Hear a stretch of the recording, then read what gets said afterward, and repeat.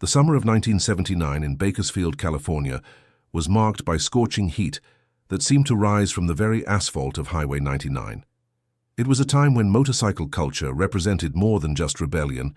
It was identity, brotherhood, and territory rolled into chrome and leather. In the sprawling Central Valley, where oil derricks punctuated endless farmland, and the American dream felt both within reach and impossibly distant, two worlds were about to collide in ways no one could have predicted. This investigation explores a fictional conflict that examines the complex social dynamics of motorcycle subculture in late 1970s America. Through reconstructed testimonies, archival research, and psychological analysis, we delve into how pride, misunderstanding, and the unforgiving code of the road can transform a moment of mechanical failure into something far more devastating. The story that follows is not about violence, but about the human cost of honor, the weight of reputation, and how quickly brotherhood can turn to tragedy when invisible lines are crossed in a world where respect is currency and silence is survival. This documentary-style narrative unfolds across 4 chapters, examining the complex social, cultural, and psychological factors that shaped this fictional tragedy in the heart of California's Central Valley.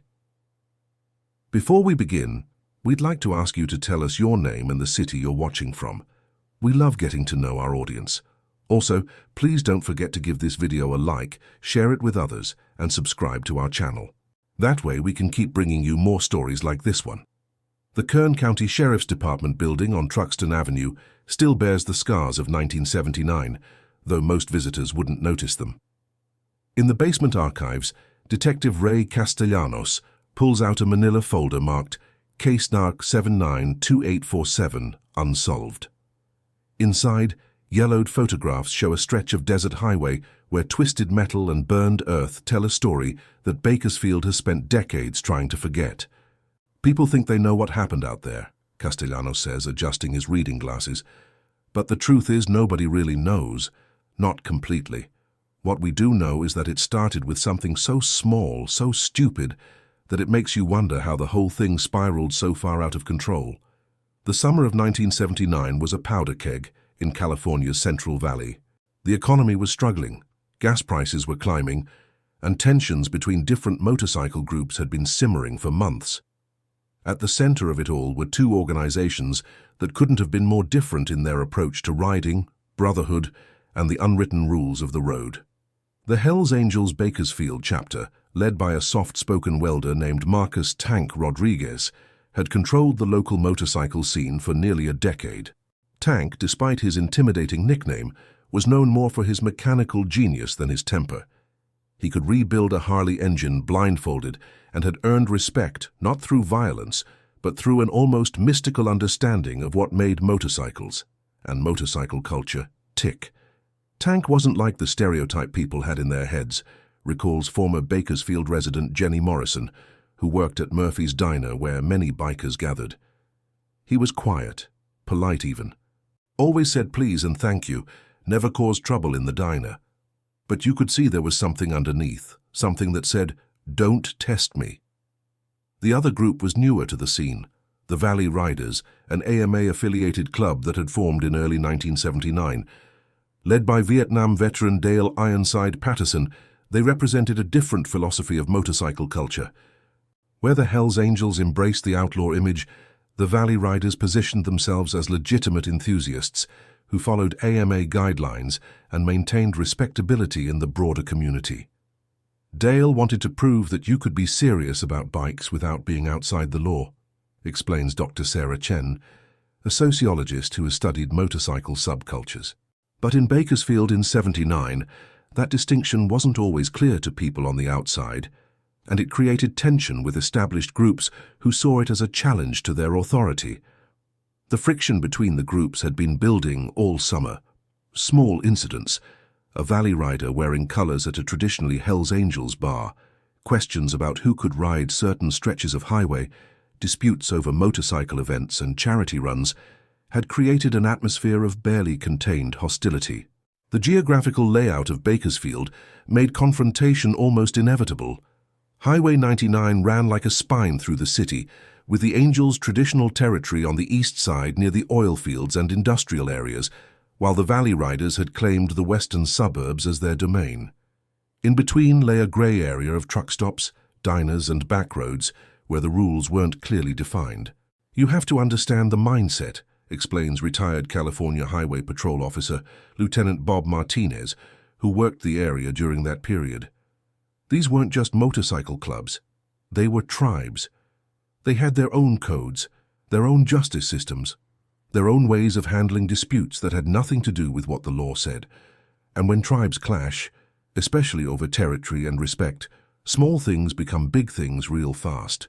The catalyst for what would become known as the Bakersfield incident was ironically a motorcycle that barely ran. Tommy Squealer Novak, a 19-year-old Valley Rider from Delano, had saved for months to buy a used 1974 Honda CB750 from a classified ad. The bike was a compromise, not the Harley that would have earned him immediate respect, but something he could afford on his salary from the tire shop where he worked. The Honda had problems. The transmission slipped, the brakes were soft, and most embarrassingly for a biker, the horn had a tendency to stick. When pressed, it would emit a weak, prolonged bleat that sounded more like a dying sheep than the authoritative blast expected from a motorcycle. Tommy was sensitive about that bike, remembers his cousin Maria Novak Santos. He knew it wasn't much to look at, but it represented everything to him: his independence, his identity. He'd spend hours working on it in our garage, trying to fix all the little problems. On the evening of August 15, 1979, both groups found themselves at the same location for different reasons. The Hells Angels were conducting what they called a road blessing, a ritualistic group ride to honor a deceased member whose ashes were being scattered in the desert outside town. The Valley Riders, unaware of the Angels' plans, had organized a sunset ride to test some new club rules about formation riding and group protocols. The two groups converged at the intersection of Highway 99 and Panama Lane just as the sun was setting, painting the sky the color of motor oil and gasoline. What happened next would be disputed in testimonies for decades to come, but everyone agreed on one detail. Tommy Novak's broken horn changed everything. "I was maybe 50 yards behind the main group when I saw the Angels coming up from the other direction," recalls former Valley Rider Mike Donovan, one of the few witnesses willing to speak about that night. "Tommy was riding point for us, and when he saw them, he tried to signal, the polite thing, acknowledge the other riders. But when he hit his horn, that damn thing stuck again, and it just kept going. Beep, beep, beep, like he was mocking them or something." In motorcycle culture, the horn is more than a mechanical device. It's a form of communication loaded with meaning. A quick beep can be a greeting, a warning, or a sign of respect. But a prolonged, malfunctioning horn blast, especially from a rider on a non-Harley motorcycle, could easily be interpreted as disrespect or even mockery. Tank Rodriguez, leading the Angels formation, raised his hand to signal a stop. The two groups faced each other across 50 yards of desert highway, engines idling. The only sound, Tommy's malfunctioning horn continuing its pathetic bleating until he finally managed to disconnect the wire. "The silence after that horn stopped was the loudest thing I've ever heard," Donovan continues. "You could feel everything change in that moment. What had been two groups of guys out for a ride suddenly became something else entirely." The standoff lasted less than 5 minutes, but in those minutes lines were drawn that would prove impossible to uncross. Tank Rodriguez dismounted his bike and walked halfway toward the Valley Riders, his hands empty, but his posture making clear that this was not a friendly encounter. "You boys lost?" Tank's voice carried clearly across the desert air, according to multiple witnesses. It was a simple question that wasn't really a question at all, but a challenge wrapped in the thin veneer of politeness that often preceded violence in biker culture. Dale Patterson, recognizing the gravity of the situation, also dismounted and walked forward to meet Tank in the middle of the highway. The two men stood facing each other as their respective groups watched from behind, every rev of an engine, every shift in position, loaded with potential meaning. "No disrespect intended," Patterson reportedly said, his words carefully chosen. "Just out for a ride with the boys. Didn't know you had business out here tonight." The conversation that followed was brief, and, by all accounts, relatively civil. But beneath the surface politeness, both men were conducting a complex negotiation about territory, respect, and the unwritten rules that governed their world. Patterson's admission that he didn't know about the Angel's ride was simultaneously an apology and an assertion. Sorry for the intrusion, but also a subtle claim that the Valley Riders had as much right to the road as anyone else. Tank's response would be analyzed and reanalyzed in the weeks that followed. Well, now you know. Simple words, but in the context of motorcycle culture, they carried multiple meanings. An acknowledgement of Patterson's apology, a warning about future encounters, and perhaps most importantly, a test. How the Valley Riders responded would determine whether this encounter ended with handshakes or something darker. Patterson made his choice. "Roger that. We'll clear out. Let you boys handle your business." It should have ended there. A moment of tension, resolved through the careful dance of masculine communication that had prevented countless conflicts in bars, parking lots, and highways across America. But as the Valley Riders began to mount their bikes and prepare to leave, Tommy Novak made a mistake that would haunt Bakersfield for decades.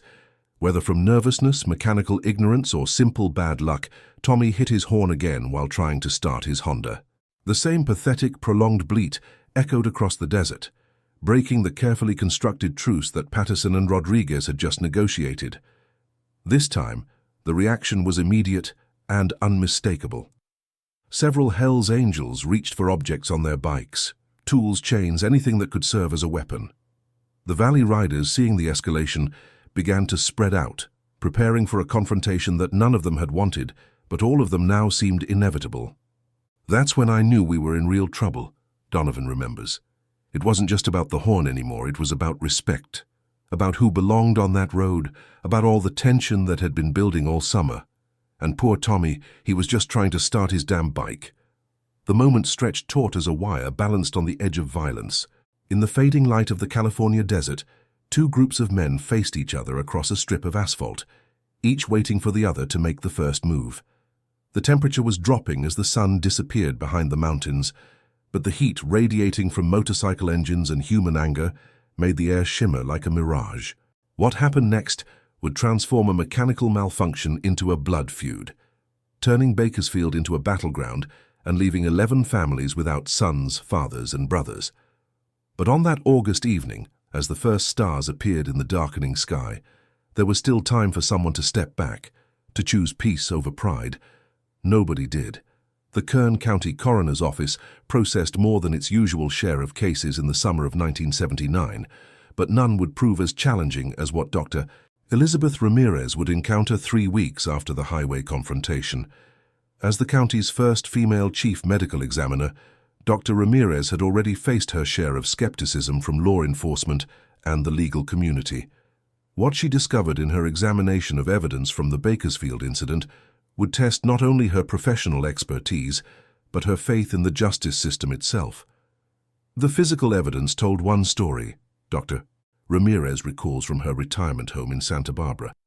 But the testimonies, when we could get them, told something completely different. It was like examining two separate incidents that somehow occupied the same space and time. The 3 weeks following the highway encounter had seen a systematic escalation that seemed to follow an invisible script known only to the participants. Both motorcycle groups had retreated to their respective territories after the initial confrontation, but rather than cooling tensions, the separation had allowed grievances to ferment and multiply. Tank Rodriguez had called what was known in Hell's Angels parlance as a church meeting the night after the highway incident. In the back room of Melvin's Auto Salvage, surrounded by motorcycle parts and empty beer bottles, the Bakersfield chapter conducted their own form of democratic process. Tank wasn't one for speeches, remembers former Angels member Carlos Wrench Mendoza, who left the club in 1981 and eventually testified to authorities under grant of immunity. But that night, he was different. Quieter than usual, which with Tank meant he was thinking hard about something. According to Mendoza's testimony, the discussion that night centered not on immediate retaliation, but on respect and precedent. The Valley Riders' challenge, however unintentional, could not go unanswered, without inviting further encroachment on what the Angels considered their territory. It wasn't about the kid with the broken horn, Mendoza explained to investigators. Tank made that clear. It was about what happens next time. Do we let Emma boys think they can ride through our territory whenever they want? Do we let them think that stupid horn incident was funny? In our world, if you don't address disrespect, it multiplies. The Angels' response was characteristically methodical. Rather than seeking immediate confrontation, they began what street culture scholars would later term psychological territory marking, a series of actions designed to make their displeasure known without crossing into overt criminality. Valley Rider motorcycles began experiencing unusual mechanical problems. Nails appeared in parking lots, where they frequently gathered. The Murphy's Diner, where both groups had previously coexisted peacefully, suddenly became a place where Valley Riders found their orders delayed, their conversations overheard, and their presence generally unwelcome. It was like psychological warfare, explains Dr. Margaret Foster, a criminal psychologist who studied the case for her dissertation. The Angels weren't breaking laws technically, but they were creating an atmosphere of constant low-level threat that would either force the Valley Riders to escalate or retreat entirely. Dale Patterson, the Valley Riders' leader, found himself in an impossible position. A decorated Vietnam veteran who had survived 3 tours in Southeast Asia, Patterson understood both the dynamics of conflict and the importance of not backing down from bullies. But he also recognized that his group was outnumbered, outgunned, and operating in territory where the local power structure favored their opponents. Dale was trying to thread the needle, recalls his former lieutenant, Steve Gearbox Williams, who now runs a motorcycle repair shop in Fresno. He couldn't let the Angels push us around, but he also knew that escalating would be suicide. He kept saying we needed to be smarter than them, not tougher. Patterson's strategy involved what he called legitimate escalation, using official channels to address the harassment while maintaining the Valley Riders' public image as law-abiding citizens. He filed complaints with the Bakersfield Police Department about harassment, contacted the California Highway Patrol about suspicious activity on public roads, and even reached out to AMA officials about the territorial disputes. The official response was predictably bureaucratic. Bakersfield Police Detective Lieutenant James Morrison, Jenny Morrison's husband, was assigned to investigate the complaints, but found little concrete evidence of criminal activity. On paper, these were 2 motorcycle clubs having a disagreement about who could ride where, Morrison recalls. The Angels were careful not to do anything overtly illegal, and the Valley Riders' complaints sounded more like hurt feelings than actual crimes. From a law enforcement perspective, there wasn't much we could do. The lack of official intervention had the unintended effect of legitimizing the Angels' campaign of psychological pressure. If the police couldn't or wouldn't act, then the dispute would be resolved through what both groups understood as street justice, the informal system of rules, challenges, and consequences that governed conflicts in their subculture. The first serious escalation occurred on August 30th, 2 weeks after the highway encounter. Tommy Novak, still mortified by his malfunctioning horn's role in starting the conflict, had been working overtime at the tire shop to earn money for motorcycle improvements. He'd finally saved enough to buy a proper horn and some chrome accessories that he hoped would help his Honda look more respectable. Leaving the motorcycle parts store on Ming Avenue around 7 p.m., Tommy found himself followed by 2 Hells Angels members, riding at a distance that was just close enough to be intentional. For 15 minutes, they maintained their position behind him as he navigated through Bakersfield traffic, never threatening but never allowing him to forget their presence. They weren't trying to hurt me, Tommy would later tell investigators. They were just letting me know they could follow me anytime they wanted. It was like having a shadow that revved its engine. The psychological impact on the 19-year-old was immediate and devastating. Tommy began taking circuitous routes home, parking his Honda in different locations each night, and constantly checking his mirrors for pursuing motorcycles. His work performance suffered, his sleep became irregular, and he began talking about leaving Bakersfield entirely. Tommy was just a kid who wanted to ride motorcycles, his cousin Maria remembers. He wasn't built for this kind of psychological warfare. You could see it eating away at him day by day. The Valley Riders' response to the harassment of their youngest member revealed the fault lines within their own organization. While Patterson advocated for continued restraint in official channels, other members pushed for more direct action. Chief among the hardliners was Vietnam veteran Marcus Doc Hutchins, a former combat medic who had joined the Valley Riders as much for the brotherhood as the motorcycles. Doc argued that the Angels' campaign of intimidation would only escalate unless met with immediate and decisive resistance. Doc had seen this kind of thing before in Vietnam, Williams explains. Psychological operations designed to break morale and force surrender without direct confrontation.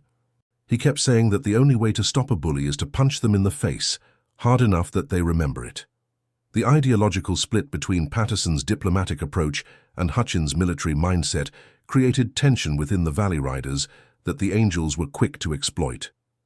Anonymous phone calls to Valley Riders' homes began suggesting that their leadership was weak, that they were being laughed at throughout Bakersfield's motorcycle community, that real bikers would have already responded to the disrespect shown to Tommy.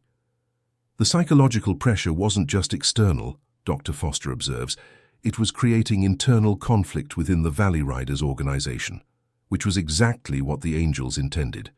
Divide and conquer is as old as warfare itself.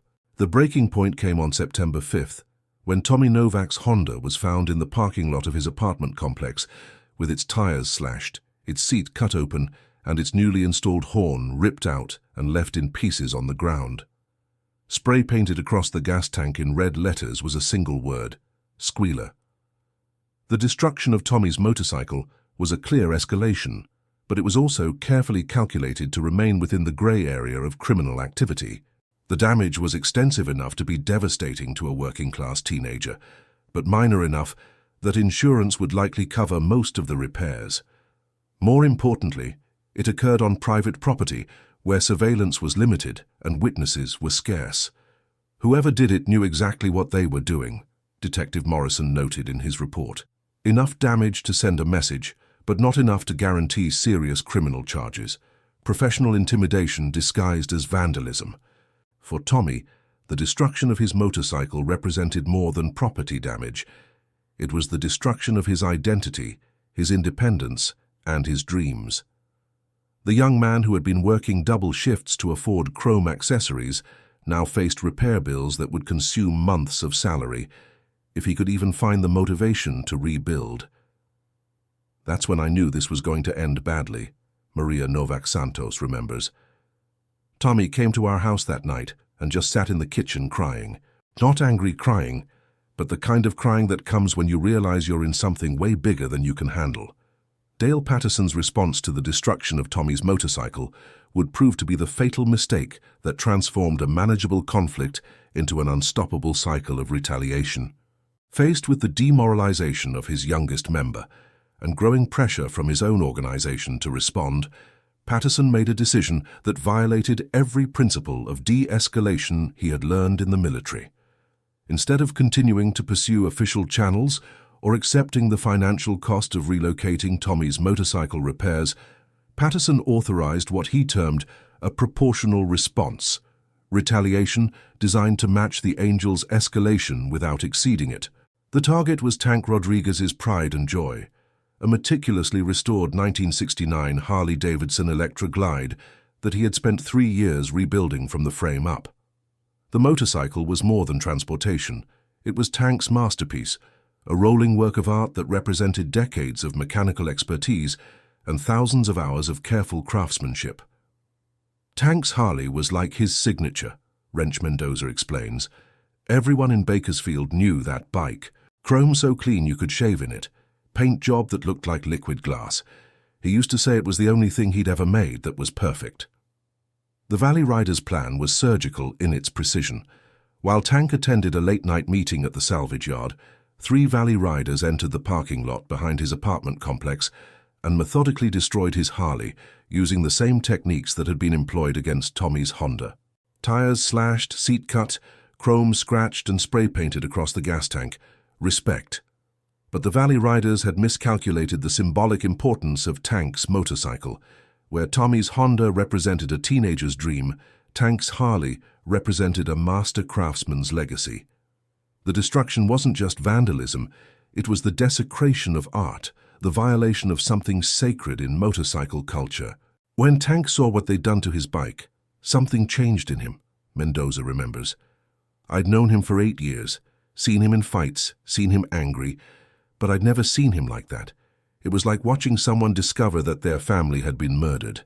Tank Rodriguez's response was swift and unambiguous.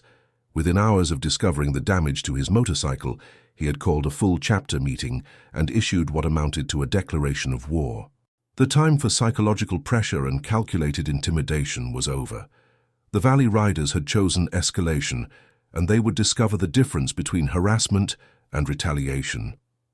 Tank told us that night that this was no longer about territory or respect, Mendoza testified.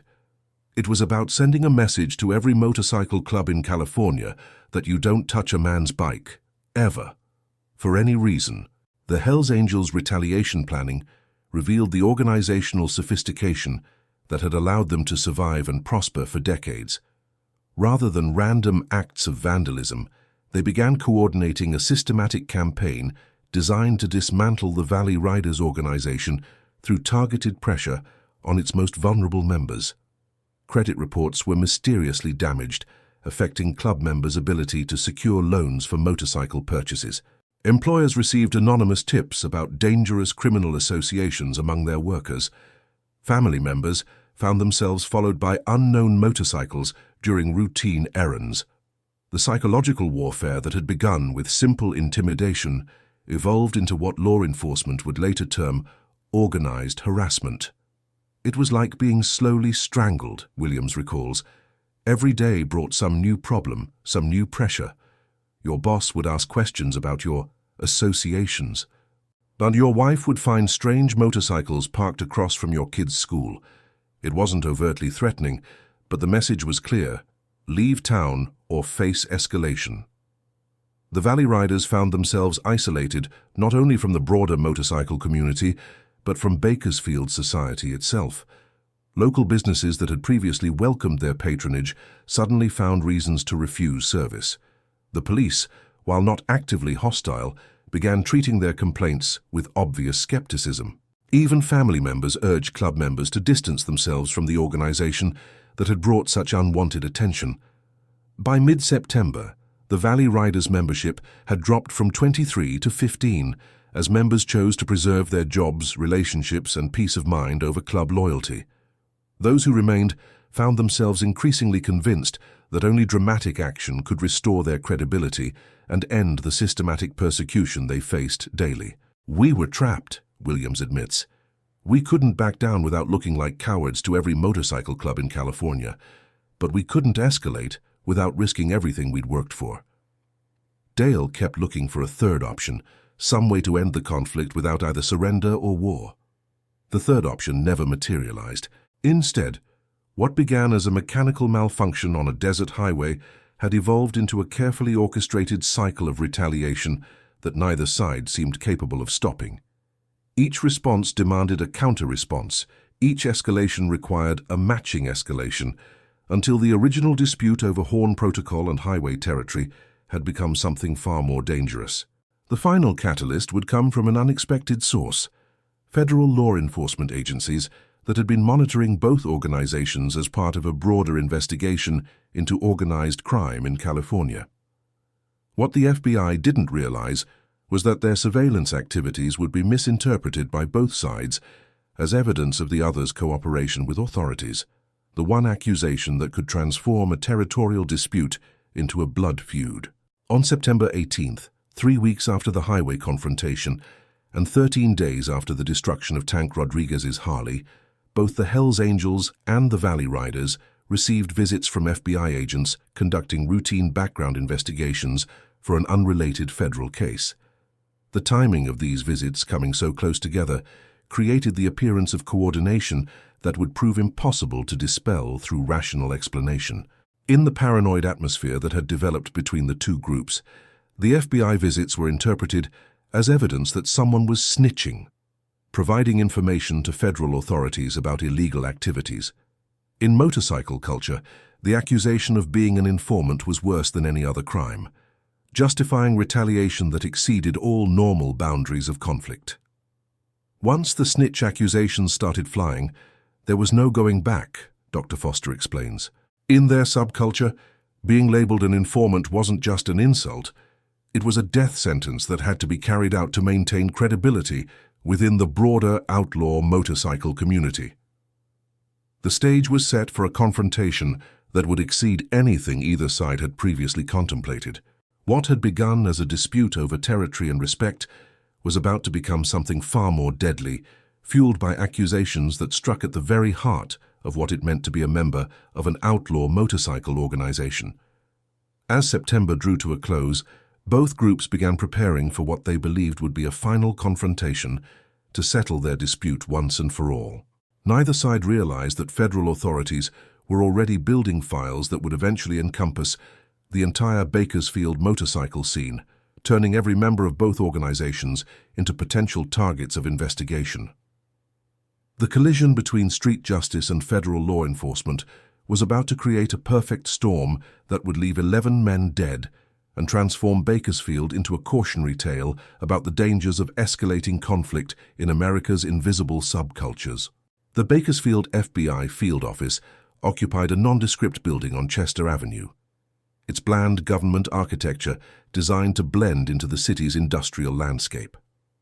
On the morning of September 19, 1979, Special Agent Patricia Reyes was reviewing surveillance files when she noticed a pattern that would later be described as either an incredible coincidence or evidence of a coordinated investigation that had somehow escaped her knowledge. The timing was suspicious even to us, Agent Reyes recalls from her current position as Deputy Director of the FBI's Organized Crime Task Force. Two motorcycle organizations, already in conflict, both receiving federal visits within 48 hours of each other. In their world, that kind of coincidence doesn't exist. Someone had to be talking, and both sides immediately assumed it was the other. The FBI visits that had triggered the snitch accusations were part of routine background investigations for federal security clearances, completely unrelated to either motorcycle organization. Dale Patterson's brother worked as a defense contractor and was applying for higher clearance. Tank Rodriguez's cousin was seeking employment with the Postal Service. Standard procedure required interviews with associates and family members, including questions about potential criminal associations. But in the paranoid atmosphere that had developed between the Hells Angels and Valley Riders, the explanation was irrelevant. The timing created a narrative that fit perfectly into both groups' worst fears about infiltration and betrayal. Within hours of the FBI visits, both organizations had convinced themselves that the other was cooperating with federal authorities. The snitch accusation was like throwing gasoline on a fire, explains Dr. Robert Chen, who studied the psychology of criminal organizations for his doctoral thesis at UC Berkeley. In outlaw motorcycle culture, being labeled an informant is literally worse than murder. It justifies any level of retaliation and makes peaceful resolution impossible. Tank Rodriguez's reaction to the FBI visit was characteristically methodical. Rather than immediately assuming betrayal, he spent 2 days conducting his own investigation, reaching out to contacts within law enforcement and the broader motorcycle community to understand what had triggered federal interest in their conflict. Tank was old school, remembers former Angels member Carlos Mendoza. He didn't jump to conclusions, but when his sources confirmed that the Valley Riders had also been visited by the FBI, and when the timing lined up so perfectly, even Tank started thinking someone was talking. The investigation revealed that Patterson's brother had specifically mentioned Dale's motorcycle club membership during his security clearance interview, describing the Valley Riders as a legitimate AMA-affiliated organization and distinguishing them from outlaw groups like the Hells Angels. To federal investigators conducting a routine background check, this information was merely context. To Tank Rodriguez, it was evidence of active cooperation between the Valley Riders and federal authorities. Dale's brother was just trying to be honest and complete in his interview, explains defense attorney Michael Santos, who represented several individuals in the subsequent investigations. But in that world, any mention of motorcycle clubs to federal agents is seen as snitching, even if you're trying to distance yourself from criminal activity. Dale Patterson's reaction to the FBI visit was more immediate and emotional. The agent's questions about Hell's Angels activities, combined with their obvious knowledge of the recent conflict between the organizations, convinced Patterson that someone in Tank's organization had provided detailed information about Valley Riders' activities to federal authorities. Dale was furious, recalls Steve Williams. He kept saying that we'd been trying to handle this like gentlemen while the Angels were sicking the feds on us. In his mind, involving federal authorities was the ultimate escalation, worse than any amount of property damage or intimidation. The mutual accusations of federal cooperation created a spiral of paranoia that consumed both organizations. Members began suspecting each other of being informants, conversations became guarded and hostile, and the focus shifted from territorial disputes to questions of organizational survival. Marcus "Doc" Hutchins, the Valley Riders' most militant member, used the snitch accusations to argue for immediate and overwhelming retaliation against the Angels. His military background had taught him that once an enemy decided to go nuclear by involving outside authorities, conventional rules of engagement no longer applied. Doc kept saying that if the Angels wanted to play by federal rules, we needed to think like a military unit, not a motorcycle club, Williams remembers. He started talking about total warfare and eliminating the threat in language that made some of us really uncomfortable. The transformation of Doc Hutchins from club member to military tactician reflected the broader militarization of the conflict. What had begun as a dispute between motorcycle enthusiasts was evolving into something resembling asymmetric warfare, with each side adopting increasingly sophisticated and dangerous strategies. Hutchins' military expertise proved instrumental in developing what the Valley Riders termed Operation Cleanhouse, a coordinated campaign designed to simultaneously neutralize the Angels' leadership, destroy their organizational capabilities, and send a message to federal authorities that the Valley Riders were not vulnerable to intimidation or investigation. Doc had this whole strategic framework mapped out, Williams explains. Phase 1 was intelligence gathering, learning the Angels' routines, identifying their vulnerabilities, mapping their support networks. Phase 2 was simultaneous strikes against multiple targets to prevent coordinated response. Phase 3 was psychological operations designed to create chaos and prevent reorganization. The sophistication of Hutchins' planning reflected his background as a combat medic who had worked closely with special operations units in Vietnam. Unlike the Angels' traditional approach of gradual escalation, Operation Cleanhouse was designed to achieve decisive victory through overwhelming force applied simultaneously across multiple fronts. Meanwhile, Tank Rodriguez was developing his own response to what he perceived as the Valley Riders' federal cooperation. Drawing on the Angels' national network and decades of experience with law enforcement pressure, Tank began coordinating a campaign that would not only eliminate the local Valley Riders chapter, but serve as a warning to other motorcycle organizations across California. Tank wasn't just thinking about Bakersfield anymore, Mendoza recalls.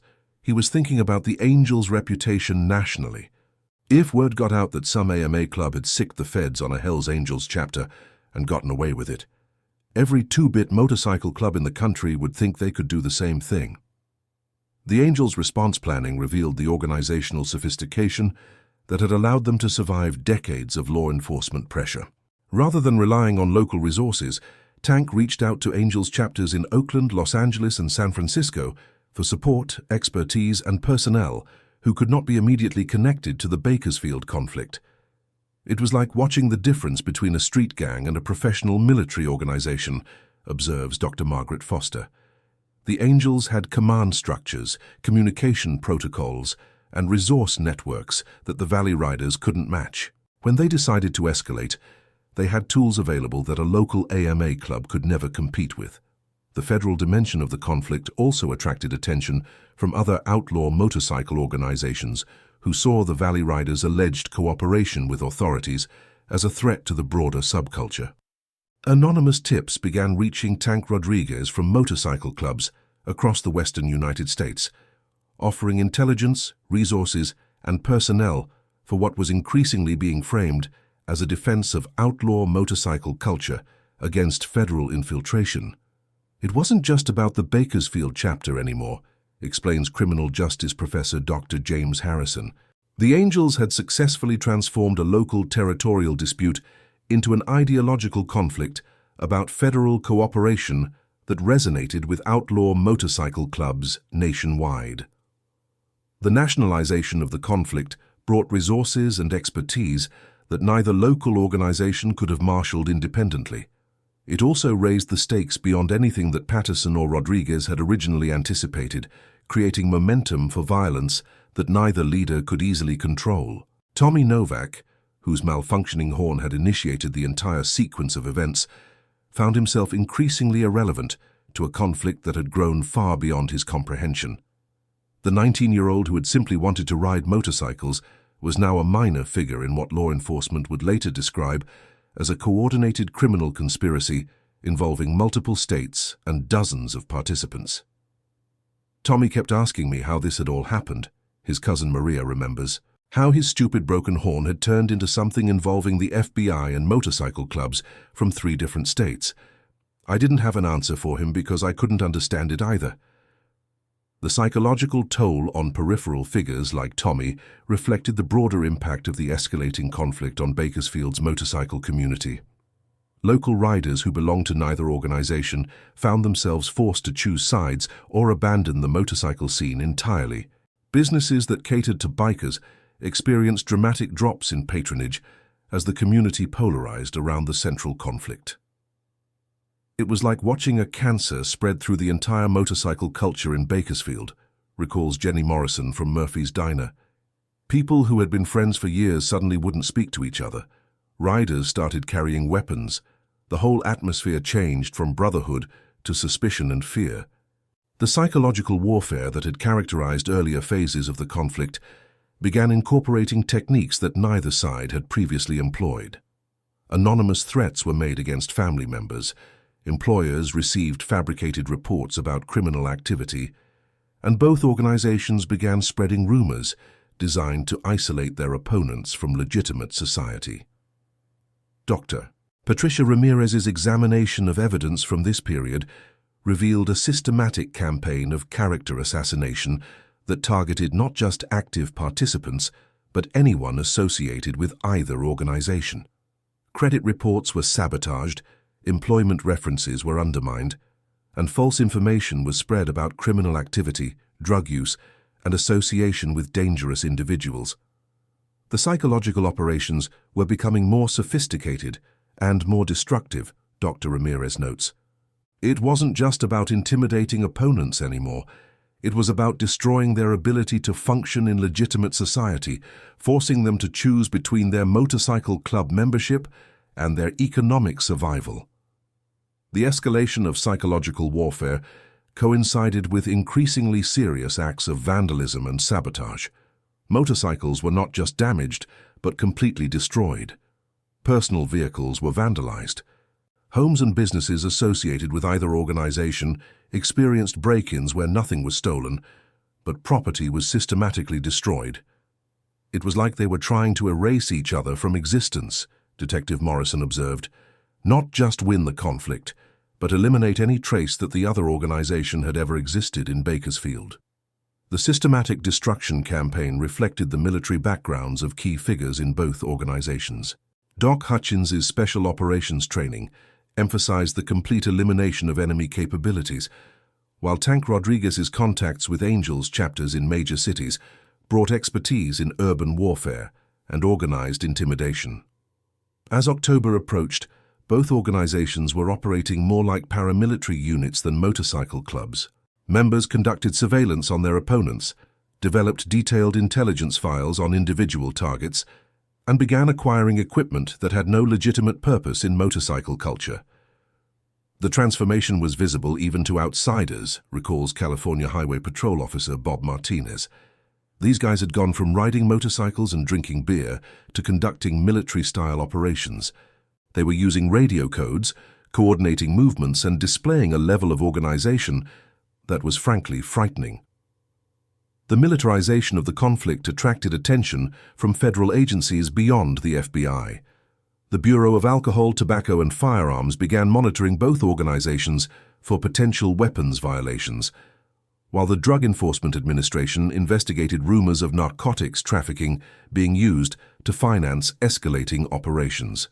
Multiple federal agencies were suddenly interested in what had started as a local motorcycle club dispute, Agent Reyes recalls. The level of organization and the interstate nature of the support networks had transformed this into something that met the definition of organized criminal activity. The federal attention that both organizations had originally blamed on their opponents was now becoming a reality as their escalating conflict drew investigative resources from multiple agencies. The paranoia about government infiltration was creating the very federal involvement that had initially been imaginary. The final phase of escalation began on October 8th, when intelligence gathered by both organizations revealed that their opponents were planning simultaneous strikes designed to eliminate the other group's leadership and operational capabilities. Neither side was willing to wait for the other to act first, creating a race toward what both organizations viewed as a necessary preemptive attack. It was like watching two armies preparing for battle, Dr. Foster observes. Each side knew that the other was planning something decisive, so they accelerated their own timelines to strike first. The result was two organizations rushing toward a confrontation that neither could survive intact. Tank Rodriguez's intelligence network had identified October 12th as the date for the Valley Riders' Operation Clean House, prompting him to schedule the Angels' retaliation for October 11th. Unknown to Tank, the Valley Riders' intelligence had identified October 11th as the Angels' planned strike date, causing Doc Hutchins to move Operation Clean House to October 10th. The result was a deadly game of leapfrog, with each organization constantly advancing their timelines to maintain the initiative over opponents who were doing exactly the same thing. By October 9th, both groups were planning to strike within hours of each other, creating the potential for simultaneous attacks that would devastate both organizations. Nobody was backing down, and nobody was willing to let the other side strike first, Williams remembers. Doc kept saying that whoever moved first would survive, and whoever waited would be eliminated. Tank was probably thinking the same thing. The convergence of timelines meant that the carefully planned operations designed to eliminate the opposing organization were about to collide with each other in ways that neither side had anticipated. The result would be chaos that exceeded anything either group had planned or prepared for. On the evening of October 9th, members of both organizations conducted final preparations for operations that were intended to end their conflict through the complete elimination of their opponents. Weapons were distributed, targets were confirmed, and psychological preparation was completed for acts of violence that would transform the Bakersfield motorcycle scene forever. Everyone knew that the next day was going to change everything, Mendoza recalls. There was this feeling that we were crossing a line that we could never come back from. But by then, the momentum was unstoppable. Too much had happened, too many accusations had been made, too much pride was at stake. The symmetry of the situation was almost poetic in its inevitability. Two organizations, each convinced that the other had betrayed the fundamental codes of motorcycle culture, were preparing to simultaneously destroy each other using tactics that represented the complete abandonment of those same codes. As the sun set on October 9, 1979, Bakersfield's motorcycle community was balanced on the edge of a precipice that neither the Hells Angels nor the Valley Riders fully understood. What would happen in the next 24 hours would not only determine the fate of both organizations, but create a legend of violence and betrayal that would haunt California's motorcycle culture for decades to come. The stage was set for a confrontation that would exceed the worst fears of law enforcement, the most paranoid expectations of federal agencies, and the most violent fantasies of the participants themselves. In less than 12 hours, a conflict that had begun with a malfunctioning motorcycle horn would claim 11 lives and transform Bakersfield into a cautionary tale about the deadly consequences of escalating conflict in America's invisible subcultures. Neither Tank Rodriguez nor Dale Patterson would survive to see the investigation that followed, leaving law enforcement to piece together the motives, methods, and consequences of a conflict that had spiraled so far beyond its origins that even the participants had lost sight of what they were fighting for. The first 911 call came in at 2:47 a.m. on October 10, 1979. Kern County Emergency Dispatch received a report of explosions and gunfire at a remote industrial compound 15 miles northeast of Bakersfield, in an area known locally as Devil's Canyon. By the time the first Kern County Sheriff's deputies arrived at the scene 23 minutes later, they found a tableau of destruction that would challenge every assumption about motorcycle club violence and test the investigative capabilities of multiple law enforcement agencies. "I've seen combat zones that look better than what we found that morning," recalls retired Sheriff's Deputy Robert Dutch Kramer, who was among the first responders. "It wasn't just the bodies, it was the systematic destruction, the evidence of planning and coordination that went way beyond anything we'd seen in local motorcycle disputes. The scene at Devil's Canyon revealed the catastrophic collision of two carefully planned military-style operations. The Angels' preemptive strike and the Valley Riders' Operation Cleanhouse had intersected in ways that neither organization had anticipated, creating a perfect storm of violence that consumed both groups simultaneously. The physical evidence painted a picture of coordinated attacks that had gone horrifically wrong. Two separate fires had consumed structures at opposite ends of the compound, while scattered motorcycle parts and weapons suggested that the conflict had escalated far beyond the firearms and improvised weapons typically associated with biker violence. "The crime scene was actually multiple crime scenes," explains Detective Ray Castellanos, who led the initial investigation. "We had evidence of at least 3 separate firefights, 2 deliberate structure fires, and what appeared to be some kind of explosive device that had detonated in an uncontrolled manner." The complexity of the scene required expertise that the Kern County Sheriff's Department didn't possess locally. Within hours, federal agencies, including the FBI, ATF, and even military explosive ordnance specialists, were converging on Devil's Canyon to assist with evidence collection and scene analysis. Special Agent Patricia Reyes, whose routine background investigations had inadvertently triggered the final escalation, found herself leading a federal task force trying to understand how a motorcycle club dispute had evolved into what appeared to be domestic terrorism. The level of organization and the sophistication of the weapons involved immediately elevated this beyond local law enforcement capabilities, Agent Reyes recalls. "We were looking at evidence of interstate coordination, military-grade weapons, and tactical planning that suggested far more than a simple biker war." The identification of the 11 victims would take days, complicated by the extensive fire damage and the fact that several bodies were found with falsified identification documents. The victims represented both organizations, but the distribution was puzzling. 6 Valley Riders and 5 Hells Angels, numbers that didn't match either group's known membership or the tactical plans that investigators were beginning to reconstruct. Dr. Elizabeth Ramirez, the county's chief medical examiner, faced the challenging task of determining cause of death for victims who had been exposed to multiple forms of trauma, gunshot wounds, explosion injuries, and extensive burn damage from the structural fires. The forensic evidence suggested that this wasn't a conventional firefight, Dr. Ramirez explains. The pattern of injuries, the ballistics evidence, and the positioning of the bodies indicated a complex sequence of events that unfolded over several hours rather than a single confrontation.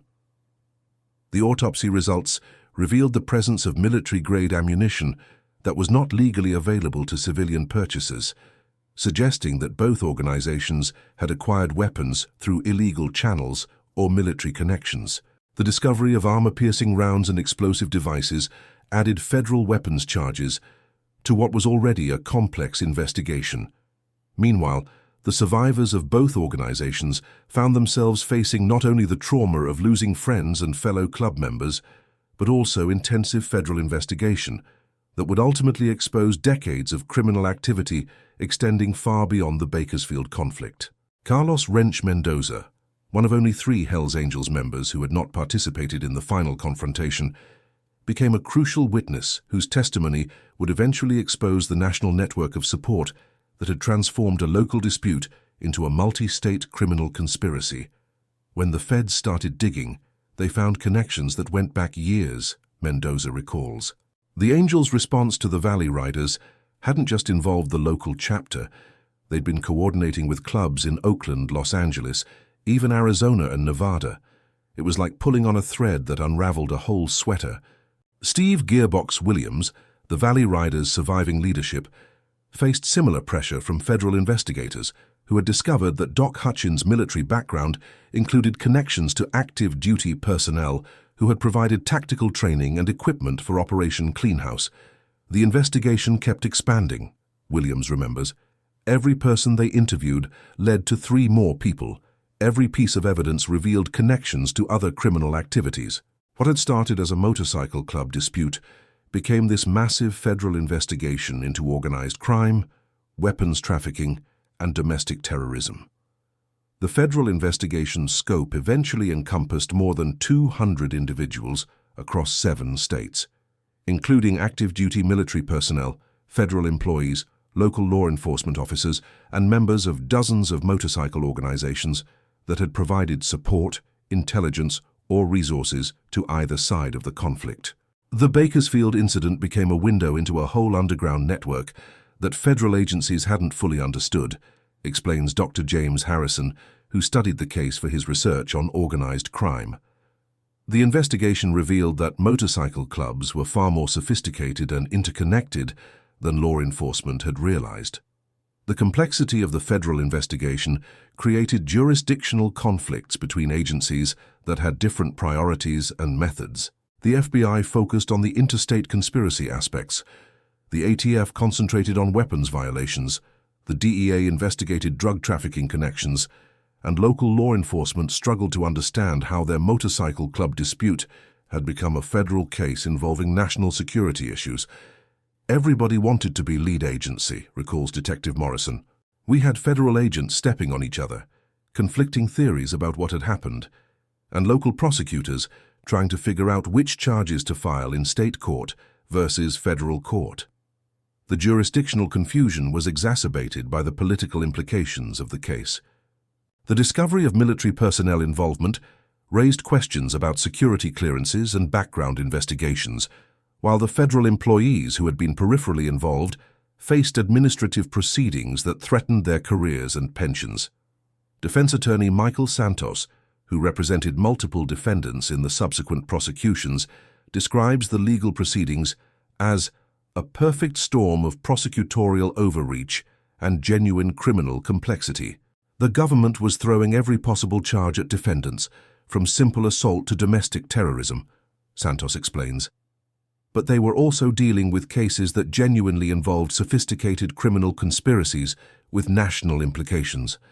It was impossible to separate the motorcycle club dispute from the broader criminal activities that had developed around it. The trials that followed would span more than 3 years and involve testimony from hundreds of witnesses, including federal agents, military personnel, criminal informants, and surviving members of both organizations. The proceedings revealed a subculture that was far more organized and dangerous than the general public had understood. Tommy Novak, whose broken horn had initiated the entire sequence of events, became an unlikely celebrity during the federal trials.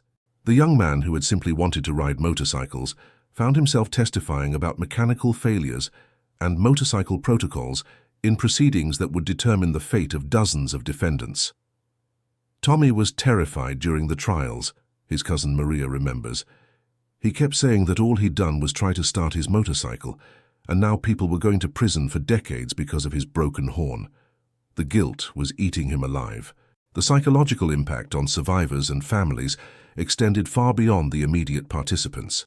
Bakersfield's entire motorcycle community found itself under federal scrutiny, with longtime riders abandoning the scene rather than risk association with ongoing criminal investigations.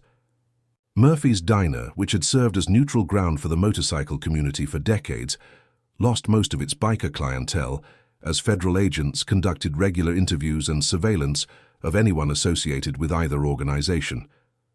The whole motorcycle culture in Bakersfield just died, Jenny Morrison recalls. People were afraid to associate with anyone who rode a bike, afraid their names would end up in some federal database. It took years for any kind of normal motorcycle community to develop again. The broader implications of the Bakersfield incident extended throughout California's motorcycle culture. Other outlaw clubs, seeing how quickly a local dispute could evolve into a federal investigation with national implications, began modifying their organizational structures and operational methods to reduce vulnerability to law enforcement penetration. Bakersfield changed how motorcycle clubs operated nationwide, observes Dr. Margaret Foster. The investigation had exposed vulnerabilities and connections that nobody wanted federal agencies to understand. Clubs became more secretive, more compartmentalized, and more suspicious of federal infiltration.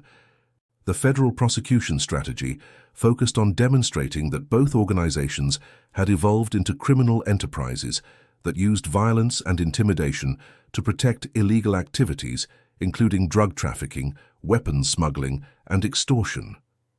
The motorcycle club conflict provided the framework for prosecutions that targeted much broader criminal activities.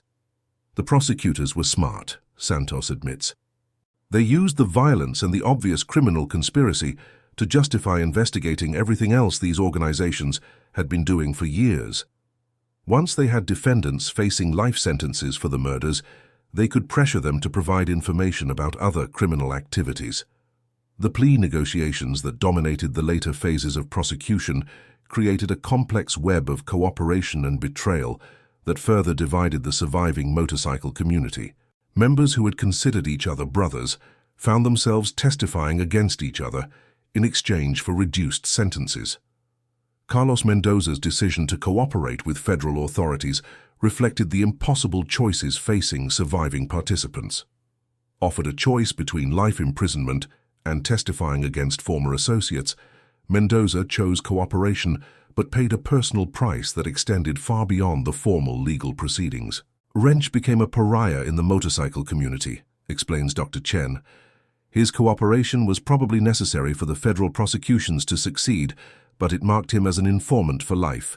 He couldn't return to motorcycle culture, couldn't associate with former friends, couldn't even live in California without risking retaliation. The final convictions included 47 defendants on charges ranging from conspiracy to commit murder to federal weapons violations. The sentences ranged from 5 years to life imprisonment, effectively dismantling both the Hells Angels Bakersfield chapter and the Valley Riders organization. Tank Rodriguez and Dale Patterson, the leaders whose decisions had escalated a minor dispute into a federal case, were both among the 11 victims found at Devil's Canyon. Their deaths meant that the full truth about their motivations and decision-making processes would never be known, leaving investigators to reconstruct events from surviving participants whose memories were colored by trauma, self-interest, and the pressure of federal prosecution. The irony is that the two people who could have explained how this all got so out of control were both dead, Agent Reyes reflects. Tank and Dale were the only ones who really understood the full scope of what they'd set in motion, and they died before anyone could ask them why. The federal investigation eventually revealed that the original FBI visits that had triggered the snitch accusations were indeed coincidental, a fact that added tragic irony to the entire sequence of events. The paranoia about federal cooperation that had driven the final escalation was based on a misunderstanding that could have been resolved through a simple phone call. The whole thing was based on a mistake, Detective Castellanos concludes. Two routine background investigations that happened to occur close together in time, interpreted by people who were already suspicious and hostile toward each other. If either Tank or Dale had just picked up the phone and called the FBI to ask about the visits, 11 people would still be alive. The transformation of Devil's Canyon from crime scene to memorial site reflected Bakersfield's complicated relationship with the tragedy that had consumed its motorcycle community. Family members of the victims created an unofficial memorial at the site, while law enforcement agencies used the location for training exercises in complex crime scene investigation. The canyon became this strange place where grief and law enforcement intersected, Dr. Ramirez observes. Family members would come to leave flowers and remember their loved ones, while police agencies would use the same location to train investigators in handling similar incidents. The long-term impact on Bakersfield extended beyond the motorcycle community to affect local law enforcement's approach to subcultural conflicts. The Sheriff's Department developed new protocols for monitoring disputes between organized groups, while federal agencies established permanent task forces to investigate motorcycle club activities throughout California. Bakersfield changed how law enforcement thinks about motorcycle clubs, Agent Reyes explains. The investigation revealed organizational sophistication and criminal capabilities that nobody had fully understood. Agencies developed new strategies for monitoring and investigating these groups before conflicts could escalate to violence. The academic interest in the Bakersfield case contributed to a broader understanding of how conflicts escalate within criminal subcultures. Researchers from multiple disciplines studied the incident to understand the social psychology of organizational violence, the role of honor cultures in criminal behavior, and the impact of law enforcement pressure on subcultural dynamics. The case became a textbook example of how conflicts spiral out of control when multiple factors align, Dr. Foster explains. The combination of honor culture dynamics, organizational competition, federal pressure, and military expertise created a perfect storm that exceeded anything that participants or law enforcement had experienced before.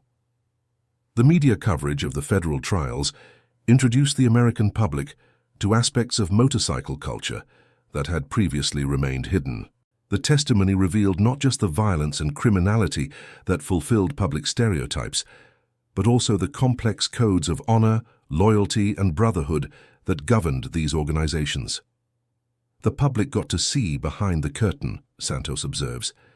The trials revealed that these weren't just criminal gangs, they were complex social organizations with their own rules, traditions, and belief systems. That didn't excuse the violence, but it helped people understand how ordinary individuals could become involved in such extraordinary criminal activity. The final report on the Bakersfield incident, released by the Federal Task Force in 1983, concluded that the tragedy resulted from the intersection of subcultural honor codes, organizational competition, federal pressure, and individual psychology in ways that created escalating conflict beyond the control of participants or law enforcement.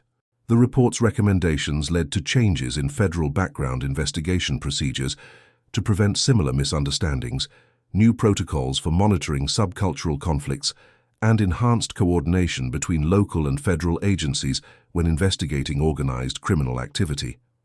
Tommy Novak, who had survived the trials and investigations, eventually left California entirely, settling in Oregon where he worked as a mechanic and avoided any association with motorcycle culture. His broken horn, the mechanical failure that had initiated the entire sequence of events, was preserved as evidence in the federal case and eventually donated to the Smithsonian Institution's collection of artifacts related to American subcultures. Tommy never got over the guilt, his cousin Maria reflects. He understood intellectually that he wasn't responsible for what happened, but emotionally he felt that his broken horn had killed 11 people. He spent the rest of his life trying to make up for something that was never really his fault.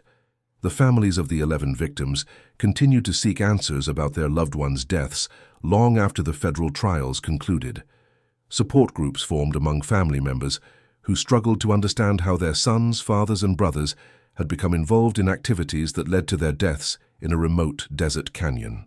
The families were victims too, explains victim advocate Sarah Martinez, who worked with several families during the trials. They had lost loved ones in a conflict they didn't understand, involving criminal activities they never knew existed. The trials provided some answers, but they also revealed aspects of their family members' lives that were shocking and painful. The transformation of the physical crime scene reflected the passage of time and the community's need to process the tragedy. The industrial compound where the final confrontation occurred was eventually demolished, while the surrounding desert area became an unofficial memorial site where family members and former motorcycle club associates gathered annually to remember the dead. The memorial rides that developed were strange events, recalls Highway Patrol Officer Martinez. Former enemies would ride together to honor the dead, setting aside the conflicts that had once threatened to consume them all. It was like the tragedy had created a new form of brotherhood, built on shared loss rather than shared identity. The investigative techniques developed during the Bakersfield case became standard procedures for law enforcement agencies, dealing with organized criminal activity. The coordination between local, state, and federal agencies established models for multi-jurisdictional investigations that would be used in subsequent cases involving motorcycle clubs, street gangs, and other criminal organizations. Bakersfield was a learning experience for everyone involved, Agent Reyes concludes. Law enforcement learned how to investigate complex criminal conspiracies. Prosecutors learned how to handle cases with multiple defendants and jurisdictions, and the criminal justice system learned how to process the intersection of subculture and serious crime. The psychological impact on surviving law enforcement personnel extended beyond the immediate investigation to affect their entire careers. Officers who had worked the case reported difficulty sleeping, relationship problems, and persistent anxiety about the potential for violence in routine encounters with motorcycle club members. The investigation changed how we approached motorcycle clubs forever, Detective Castellanos admits. You couldn't just see them as guys who liked to ride bikes anymore. The Bakersfield case had revealed the potential for sophisticated criminal organization and extreme violence that was always lurking beneath the surface. The cultural legacy of the Bakersfield incident extended throughout American motorcycle culture, becoming a cautionary tale about the dangers of escalating conflict and the importance of maintaining clear distinctions between motorcycle enthusiasm and criminal activity. The story was retold in numerous books, documentaries, and academic studies that examined the intersection of subculture, violence, and law enforcement in American society. Dr. Elizabeth Ramirez, who had conducted the forensic examinations that provided crucial evidence for the federal prosecutions, eventually wrote a memoir about her experiences with the case. Autopsy of a Subculture became a bestseller that introduced general readers to the complex world of forensic pathology and the human stories behind criminal investigations. The Bakersfield case taught me that every piece of evidence tells a story about real people making real decisions that led to tragic consequences. Dr. Ramirez writes in her conclusion, "My job wasn't just to determine cause of death. It was to help families, law enforcement, and society understand how a broken motorcycle horn became the first note in a symphony of violence that would echo through California's motorcycle community for decades." The final chapter in the Bakersfield story came in 2019, 40 years after the incident, when the last federal defendant was released from prison. Carlos Mendoza, who had served his sentence and lived under assumed identity for decades, returned to California to visit the memorial site at Devil's Canyon. 40 years later, I still don't fully understand how we let it get so out of control, Mendoza reflected during his visit. Tank was a good man who made bad decisions. Dale was trying to do the right thing but didn't understand the culture he was challenging. And all of us, every single person involved, thought we were defending something important. Honor, respect, brotherhood. We destroyed all of it, trying to protect it. The desert wind that blows through Devil's Canyon today carries no trace of the violence that occurred there in 1979. The memorial flowers left by families have long since blown away. The physical evidence has been catalogued and stored in federal warehouses, and the surviving participants have scattered across the country to build new lives far from the motorcycle culture that consumed their youth. But in the archives of the Kern County Sheriff's Department, Detective Ray Castellanos still maintains the file marked Case J792847 closed.